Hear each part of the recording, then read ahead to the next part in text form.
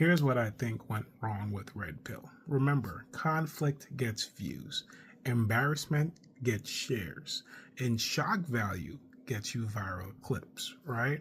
So Red Pill became about winning instead of being vulnerable. You had a lot of these guys bringing on attractive women that most men would desire, and they would essentially proceed to give them a reality check. Now, a lot of these women probably did need reality checks, right? But the whole process essentially was, hey, here's a woman that most guys see that they would desire, right? They're very attractive woman, and let me proceed to show the world what's wrong with them. Oh, you're delusional. You're not every one of you can find a man that's worth $1 million. Oh, you're a single mom with 2 kids. What do you think you're going to find a man that's valuable in you? And blah, blah, blah, blah, blah, blah, blah, right? All of these things. And when the men sitting at home are sitting down watching this, they're going to go, oh, I'm not the problem.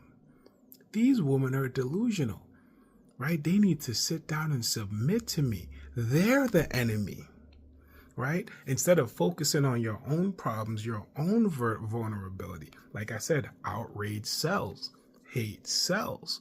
So now you're going to have a whole bunch of people coming together and saying, yeah, look at all these women. All of them are problems, right? She's delusional. Oh, she wants a man that makes 6 figures? Nah, that's not realistic. Most men make 45, 50K. Get down to earth, right? The thing that they don't realize is that these women that are getting reality checks aren't the majority of women. They don't represent all women on the planet. Just like there are good men out there are good women out there. All right, people who are willing to listen, people who are willing to have conversations, people who are willing to be vulnerable with you, right? They're just like a woman looks at a good man and be like, that's probably not the man I want.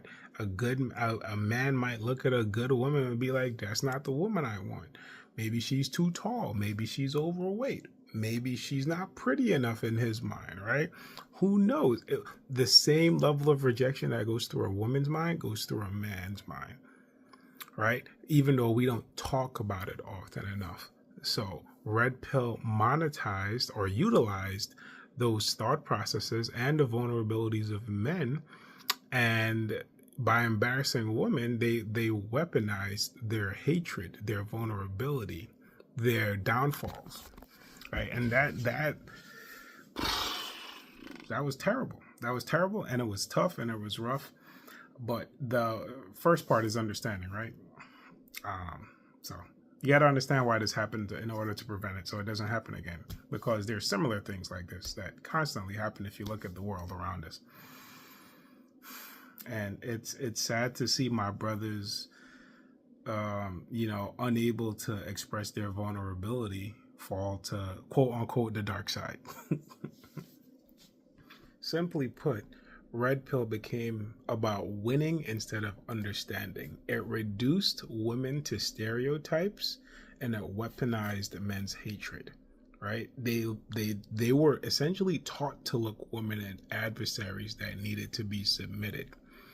And so it ruined a lot of relationships. Can you imagine if I come home to my significant other and I'm like, you need to talk to me better, you need to treat me better, you need to, you know what I mean? Like, she already does a lot for me and I do a lot for her. It's a partnership. And if there's any lapse in communication, we sit down and we try to converse and get on the same page to see where that lapse happened, and we try to fix it. Sometimes it's a quick fix, sometimes it's a slow fix, but we are very happy, right?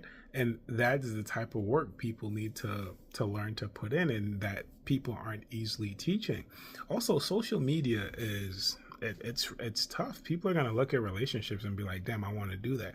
You have to understand, everyone's relationship is different, right? And you have to find what works for you and your partner, man, woman, or otherwise. I don't care, but you do have to find what works for you, because what you see on social media, you may think that makes you happy, but it might not. You know what I mean? Like, I'll give you a perfect example. My girlfriend hates when I play video games, but she knows that I love playing video games because it brings me peace.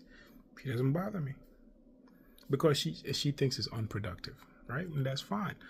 But I'm not fond of shopping, but when she wants to go shopping, I go with her. I do all the carrying because I know it brings her peace and makes her happy.